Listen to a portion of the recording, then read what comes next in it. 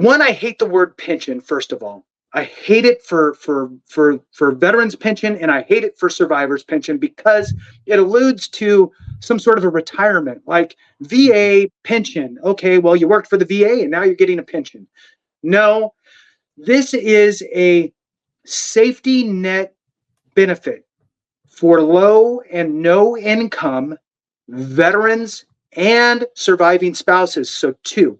All right, Clay, give me your kind of overview as well on kind of, even if you kind of talk about the same thing I did, just another way of putting it so folks know what we're talking about. Yeah, I really like the safety net aspect. Okay, it's much better. I'm also on board. I don't like the word pension. I also wouldn't like welfare either, Yeah. but it's very comparable to welfare. It's that safety net. So let's just say I am from middle of nowhere, Kentucky. Okay, where I'm from, the income threshold is below the poverty line, and I'm talking like the real part of Kentucky. And so if I live there now and the only jobs available to me was coal mining or McDonald's or whatever that looks like, and then I passed away from a service connected condition, or I'm P&T for 10 years, don't quote me on that. There's a time period there. My spouse would be eligible for that safety net. And it's a protection clause for spouses if the veteran does pass away, and it can kind of just, if you're in that situation, I think it would put you at ease knowing that that safety net is there, especially if you qualify for that low income household. Right. So there's two specific benefits when it comes to surviving spouses, and one is the dependency indemnity compensation, and the other is the surviving spouse pension. Right. So the surviving spouse pension, as the safety net, like I like to call it, is truly an income-based, means-tested program. You, as a surviving spouse out there, may qualify, again, if you're low or no income. And now what they have is there's something called the maximum allowable pension rate. And that sets that kind of that poverty line that we're talking about, that this is the maximum amount. If you're not sure, yeah, my take on all of this stuff is, look, even if you're kind of close, you should go have a conversation with an accredited representative, especially when it comes to income-based programs, because the application process is a bit tedious. It's more difficult than a regular, I'm going to file a disability claim. Okay, there's a lot of nuts and bolts in there, and a lot of income and asset aspects to it. There's certain thresholds you can meet or that you need to fall below, and there's certain deductions, we'll call it, that you can take from your income based on ongoing medical kind of expenses and so forth to lower your overall income.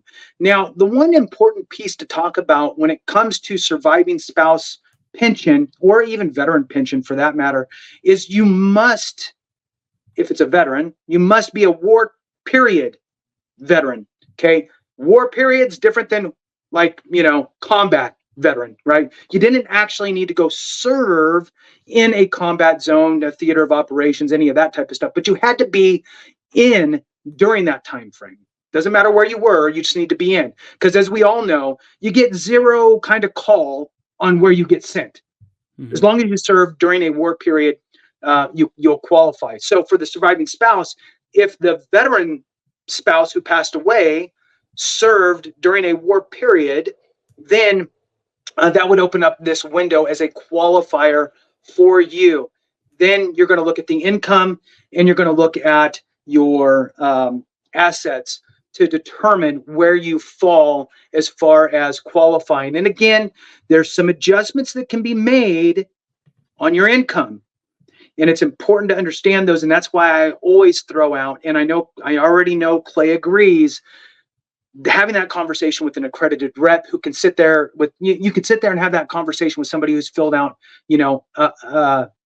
30 of these in the last 12 months, right? So That's an important piece to know. So the war periods, you can look in there. If you're not sure what war period your spouse served in, you're not sure if they were on the cusp or not, because look, a lot of times, if you didn't actually serve in combat, you're not really talking about it in that aspect. So you might not know if they fall within the time frame or not. You can look those up. They're all listed. Another piece that you'll need to think about is the amount of time served. Now, for a surviving spouse, look, you're flying solo now, and so that's what this video is for. You need to get, I guess, their records, okay? And oftentimes these things that they've disappeared years ago.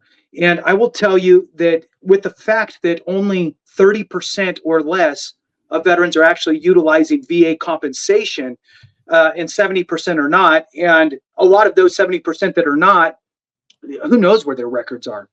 You can order their records with an SF-180, that's standard form 180, and you could order their military records. Okay, you can get their DD-214, which is their discharge paperwork, and you might as well just get all of their medical paperwork as well, because it could qualify you for DIC, which is preferable over this one. However, important to know where they're at. There are some qualifiers based on when they served. If they served before 1980 or after 1980, there's some time period differences. If it was before 1980, they had to serve 90 days. If it was after, they had to serve a full 2 years or their entire enlistment.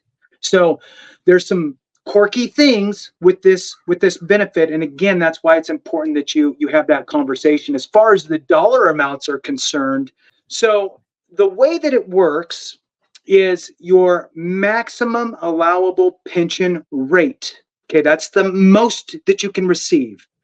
Let's call it, here's the example on the VA's website, $21,166. Okay, now the VA is going to consider any other incomes you have.